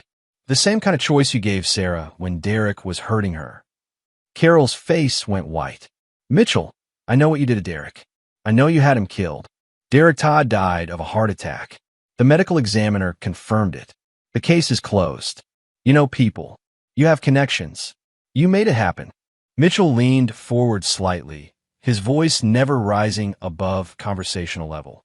"Carol, you have 18 months to think about your future. When you get out, you can rebuild your life quietly, or you can continue making accusations about things that didn't happen. But I want you to understand something very clearly." He paused, ensuring she understood the weight of his words. "Derek threatened to kill me if Sarah talked about what he did to her. You stood by and watched him assault our daughter. You chose to protect your affair instead of protecting her. Derek paid the price for threatening my family. The choice you make now will determine whether you pay a similar price." Carol's hands were shaking as she gripped the phone. "Are you threatening me?" "I'm explaining consequences," Mitchell said calmly. "Derek thought he could hurt my daughter and threaten my life without facing justice. He was wrong. If you continue spreading lies about his death, you'll discover that some mistakes can't be corrected." The conversation lasted less than 10 minutes. When Mitchell left the detention center, he was confident that Carol understood her position. She could serve her time quietly and rebuild what was left of her life, or she could continue challenging the man who'd already demonstrated his willingness to protect his family by any means necessary. Carol chose survival. The stories about Derek's death stopped circulating through the county jail, and Carol began focusing on the prison job training programs that might give her employable skills when she was released. That evening, Mitchell and Sarah celebrated her acceptance into an advanced placement engineering program with dinner at the restaurant where they'd become a family of two. Sarah had grown into a confident young woman who understood that strength and intelligence were the foundation of everything worthwhile in life. "Dad," Sarah said as they walked to the car, "I know Mom thinks you had Derek killed." Mitchell stopped walking and looked at his daughter with complete honesty. "What do you think?" Sarah considered the question seriously. "I think Derek was the kind of person who made dangerous enemies. I think he died because he threatened people who don't accept threats. And I think he would do anything necessary to protect me. And you're comfortable with that?" "Dad, he hurt me and threatened to kill you. Whatever happened to him after that was justice." Mitchell put his arm around his daughter's shoulders as they continued to the car. Sarah understood that protection sometimes required actions that couldn't be discussed in polite company. More importantly, she understood that her father's love was absolute and unconditional. Some foundations were built to last generations. Mitchell was confident he'd created exactly that kind of legacy. Chapter 8, The Final Test. 2 years after Derek's death, Mitchell's life had achieved a stability that seemed unshakable. His construction empire continued to expand. Sarah was excelling in high school and planning for engineering school, and Carol had completed her prison sentence without causing additional problems. But peace, Mitchell had learned, was always temporary. The challenge came from an unexpected direction: Sarah's growing independence and her natural curiosity about the events that had shaped their family. At 16, she was mature enough to ask difficult questions and intelligent enough to research answers on her own. "Dad," Sarah said one evening as they reviewed her college applications, "I've been thinking about what happened with Mom and Derek. I want to understand the whole story." Mitchell set down his pen and looked at his daughter with the careful attention he'd always given her questions. "What specifically do you want to know?" "Everything. The timeline, the planning, the way Derek died. I know you protected us, but I want to understand how you did it." This was the conversation Mitchell had known would eventually come. Sarah was too intelligent to accept simple explanations forever, and her trust in him was complete enough that she deserved honest answers. Over the next hour, Mitchell explained the full scope of his investigation into Carol and Derek's betrayal, the strategic planning that had led to their destruction, and a network of connections that had made Derek's death possible without legal consequences. Sarah listened without interruption, asking clarifying questions that demonstrated her understanding of both the complexity and the necessity of his actions. "So Derek really did die of a heart attack," she said finally. "Yes, but it was a heart attack brought on by stress from people who wanted to collect gambling debts and punish him for threatening children. Sometimes justice works through indirect channels. And Mom never suspected the full extent of your planning. Your mother always underestimated me. She thought I was just a successful contractor who wouldn't notice her affair or couldn't respond effectively to betrayal. She was wrong about both assumptions." Sarah nodded thoughtfully. "Good. I'm glad you destroyed them both." Mitchell studied his daughter's face, seeing not just acceptance but approval. Sarah understood that protection sometimes required actions that couldn't be justified through conventional morality. "Does it bother you that I was capable of those things?" Mitchell asked. "It bothers me that they forced you to be," Sarah replied. "But I'm proud that you were strong enough to protect us when it mattered." 3 months later, Carol made one final attempt to re-enter their lives. She appeared at Sarah's high school, apparently believing that 2 years in prison had earned her the right to approach her daughter directly. Sarah called Mitchell immediately. "She's in the parking lot," Sarah said, her voice calm but alert. "She wants to talk. She says she has rights as my mother." "Stay exactly where you are," Mitchell said. "I'll handle this." Mitchell arrived at the school within 15 minutes, accompanied by Albert Greenwood and a man Sarah didn't recognize, but whose presence suggested he was accustomed to handling problems that required intimidation rather than negotiation. Carol was waiting by her car, a 10-year-old sedan that reflected her diminished circumstances. When she saw Mitchell approach with his companions, her face showed the same fear she displayed during their conversation at the detention center. "I just want to talk to my daughter," Carol said before Mitchell could speak. You lost that privilege when you chose to protect your lover instead of protecting Sarah, Mitchell replied. You have no rights here, Carol. You have restraining orders and legal agreements that forbid this contact. She's my child, too. Mitchell's response was delivered with a cold finality that had terminated their marriage 2 years earlier. You stopped being her mother when you watched Derek assault her and said nothing. You're a stranger now, a dangerous stranger who threatens my daughter's peace of mind. The man standing beside Albert stepped forward slightly, his presence suggesting that Carol's departure could be voluntary or involuntary, but it would be immediate. Carol looked past Mitchell toward the school building, where Sarah was visible through a classroom window. She's all I have left. You should have thought about that before you betrayed her trust, Mitchell said. Leave now, Carol. Don't come back. If you approach Sarah again, you'll discover that some people never get second chances. Carol left without further argument. Understanding that her ex-husband's patience was a finite resource, she'd already exhausted completely. That evening, Mitchell and Sarah discussed the encounter over dinner at home. She looked older, Sarah observed. Sadder. Prison and poverty will do that, Mitchell replied. But her problems are the result of her choices, not our responsibility. Do you think she'll try again? No. Carol understands consequences now. She knows that threatening our family's peace will result in responses she can't survive. Sarah nodded, satisfied with her father's assessment. I'm glad you were there today. I didn't want to deal with her manipulation by myself. You'll never have to deal with threats alone, Mitchell said. That's what family means. Absolute protection, absolute loyalty, absolute consequences for anyone who threatens what we've built. As they cleaned up after dinner, Mitchell reflected on the test Carol's appearance had represented. Sarah had handled the situation with maturity and intelligence, understanding that some relationships couldn't be repaired and some people couldn't be trusted with second chances. The foundation Mitchell had built for their family was strong enough to withstand any future challenges.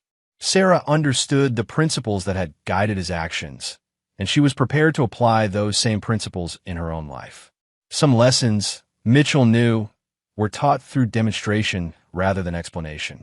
Sarah had learned that protection sometimes required hard choices, and that people who betrayed trust faced consequences that couldn't be negotiated away. The test was complete. The foundation would hold. Chapter 9. Legacy. 5 years after Derek's death, Mitchell Bright stood on the observation deck of the tallest building his company had ever constructed, a 40-story office complex that would anchor downtown development for the next century. At 47, he commanded an empire that stretched across 5 states and employed over 300 people. But his greatest achievement was standing beside him. Sarah, now 19 and in her sophomore year at MIT studying structural engineering, had spent her winter break working alongside Mitchell's crews, learning the practical applications of the theories she studied in Boston. She was brilliant, ambitious, and utterly without illusion about the price of success or the cost of betrayal. The foundation goes down 80 feet, Sarah said, reviewing the building plans spread across the temporary table they'd set up on the observation deck. The bedrock analysis shows it'll support twice the current load if we ever need to expand vertically. Mitchell smiled with pride. Sarah understood that every structure began with decisions made underground, in places nobody would see, but everyone would depend on. The lesson applied to more than construction. Your mother contacted my attorney last week, Mitchell said, passing Sarah a legal document. She wants to request supervised visitation now that you're an adult. Sarah read the document carefully, then set it aside without emotion. What did you tell him? I told him a decision was yours now. You're old enough to choose whether you want any relationship with a woman who watched Derek assault you and try to steal our family's future. Sarah's response was immediate and final. I choose not to. Carol Pitts made her decision when I was 13 years old. I don't owe her forgiveness or second chances. Mitchell nodded approvingly. Sarah had learned the most important lesson he could teach. Some betrayals were permanent, and some choices couldn't be undone by regret or the passage of time. What about her financial situation? Sarah asked. I heard she's been struggling. Carol works at a grocery store for minimum wage. She lives in a studio apartment and will be paying restitution for Derek's fraud for the next 15 years. Her life is exactly what she earned through her choices. Good, Sarah said simply. People should live with the consequences of their decisions. That evening, they had dinner at the same restaurant where Mitchell had proposed to Carol 20 years earlier, and where he and Sarah had celebrated becoming a family of two. The location had come full circle, representing both the end of one foundation and the beginning of another. I've been thinking about the future, Sarah said as they shared dessert. After graduation, I want to join Bright Foundations as a junior partner. Eventually, I want to expand into sustainable infrastructure projects, bridges, water systems, buildings that can last for centuries. Mitchell felt a satisfaction deeper than any business success. Sarah understood that true wealth came from building things that outlasted their creators, and true power came from protecting what mattered most. The company will be yours someday, Mitchell said. Everything I've built is for you. But you have to understand what that inheritance includes. Sarah met his gaze with the steady confidence that had carried her through every challenge since childhood. I understand completely. The business, the reputation, the connections, and the responsibility to protect all of it. Some people build things that last. Other people try to destroy what they can't create. Our job is to make sure the builders win.